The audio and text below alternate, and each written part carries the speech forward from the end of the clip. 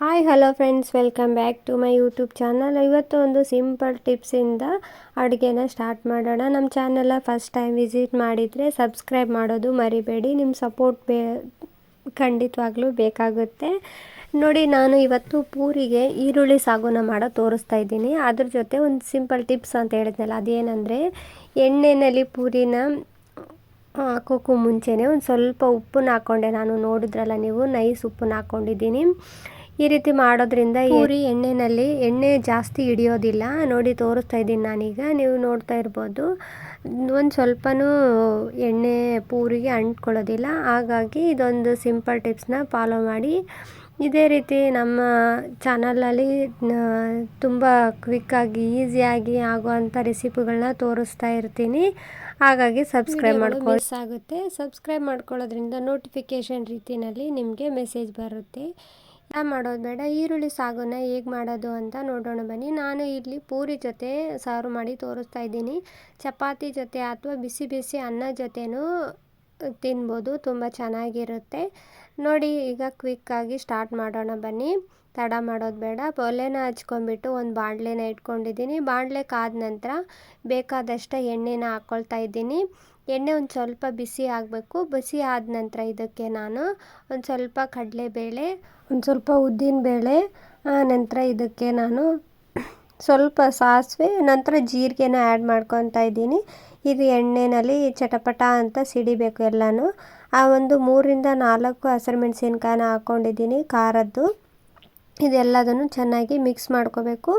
ಎಣ್ಣೆಯಲ್ಲಿ ಹಸಿರುಮೆಣಸಿನ್ಕಾಯಿ ಫ್ರೈ ಆದ ನಂತರ ಒಂದು ದಪ್ಪ ಸೈಜ್ ಈರುಳ್ಳಿನ 2 ಕಟ್ ಮಾಡ್ಕೊಂಡಿದ್ದೀನಿ ಚಿಕ್ಕ ಚಿಕ್ಕದಾಗಿ. ಇದನ್ನು ಹಾಕ್ಕೊಂಬಿಟ್ಟು ಒಂದು ಮಿಕ್ಸ್ ಕೊಡಿ. ಈರುಳ್ಳಿ ಒಂದು ಸ್ವಲ್ಪ ಕಲರ್ ಚೇಂಜ್ ಆಗೋವರೆಗೂ ಎಣ್ಣೆಯಲ್ಲಿ ಫ್ರೈ ಮಾಡ್ಕೋಬೇಕು.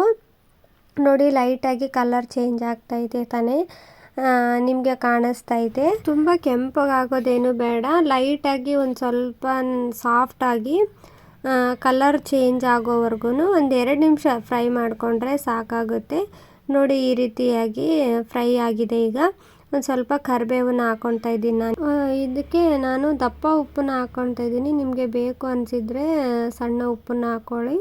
ದಪ್ಪ ಉಪ್ಪು ಹಾಕ್ಕೊಂಡ್ಬಿಟ್ಟು ಚೆನ್ನಾಗಿ ಮಿಕ್ಸ್ ಮಾಡ್ಕೊಳ್ಳಿ ಕರಿಬೇವನ್ನು ಉಪ್ಪನ್ನು. ಈಗ ಉಪ್ಪು ಹಾಕಿದ್ದೀವಲ್ಲ, ಅದೊಂದು ಸ್ವಲ್ಪ ನೀರು ಬಿಟ್ಕೊಳ್ಳುತ್ತೆ. ಈರುಳ್ಳಿನೂ ಒಂದು ಸ್ವಲ್ಪ ನೀರು ಬಿಟ್ಕೊಳ್ಳುತ್ತೆ. ಆಗ ಈರುಳ್ಳಿ ಸ್ವಲ್ಪ ಇನ್ನೂ ಸಾಫ್ಟಾಗಿ ಆಗುತ್ತೆ.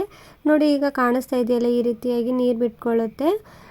ಈಗ ಈರುಳ್ಳಿ ಸಾಫ್ಟ್ ಆದ ನಂತರ ನಾನು ಒಂದು ಚಿಕ್ಕ ಟೊಮೊಟೊನ ಕಟ್ ಮಾಡಿ ಇಟ್ಕೊಂಡಿದ್ದೆ, ಅದನ್ನು ಹಾಕ್ಕೊಳ್ತಾ ಇದ್ದೀನಿ. ಟೊಮೊಟೊ ಸಂಪೂರ್ಣವಾಗಿ ಆಪ್ಷನಲ್ಲು. ನಿಮಗೆ ಟೊಮೊಟೊ ಇಷ್ಟ ಇಲ್ಲ ಅಂತಂದರೆ ಸ್ಕಿಪ್ ಮಾಡ್ಕೋಬೋದು, ತೊಂದರೆ ಏನಿಲ್ಲ.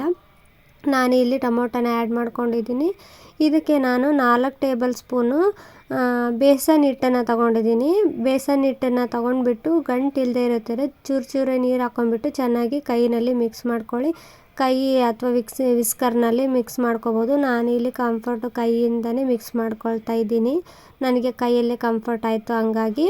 ನೋಡಿ, ಈ ರೀತಿ ಉಂಡೆ ಎಲ್ಲ ಇರುತ್ತಲ್ಲ, ಅದನ್ನೆಲ್ಲದನ್ನು ಚೆನ್ನಾಗಿ ಮಿಕ್ಸ್ ಮಾಡ್ಕೊಳ್ಳಿ. ಈಗ ಮಿಕ್ಸ್ ಮಾಡ್ಕೊಂಡು ಪಕ್ಕಕ್ಕಿಟ್ಟು, ಟೊಮೊಟೊ ಅಷ್ಟರೊಳಗೆ ಸಾಫ್ಟ್ ಆಗಿದೆ. ಈಗ ಒಂದು ಸ್ವಲ್ಪ ಸ್ಪೈಸಸ್ನ ಆ್ಯಡ್ ಮಾಡ್ಕೊಳ್ಳೋಣ. ಇದಕ್ಕೆ ಒಂದು ಅರ್ಧ ಟೇಬಲ್ ಸ್ಪೂನ್ ಅರಿಶಿನ ಪುಡಿ, ಧನಿಯಾ ಪೌಡ್ರು, ಆನಂತರ ಗರಂ ಮಸಾಲಾನ ಆ್ಯಡ್ ಮಾಡ್ಕೊಂಬಿಟ್ಟು ಒಂದು ಮಿಕ್ಸನ್ನು ಕೊಡಿ ಚೆನ್ನಾಗಿ.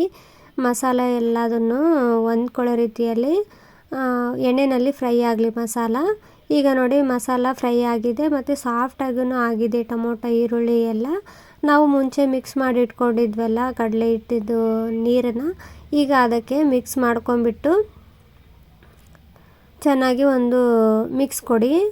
ಮಿಕ್ಸ್ ಕೊಟ್ಬಿಟ್ಟು ಒಂದು ಸ್ವಲ್ಪನೂ ಇದು ಗಟ್ಟಿ ಆಗುತ್ತೆ ಬೇಗ, ಹಾಗಾಗಿ ಇನ್ನೂ ಒಂದು ಸ್ವಲ್ಪ ನೀರನ್ನು ಆ್ಯಡ್ ಮಾಡ್ಕೊಳ್ತಾ ಇದ್ದೀನಿ ನಾನು.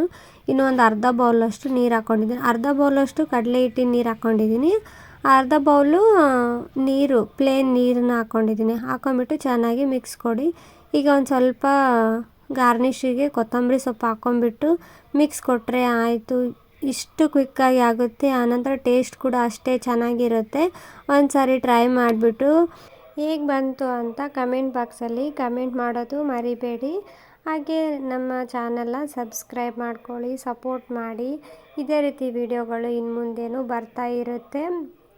Thank you for watching friends.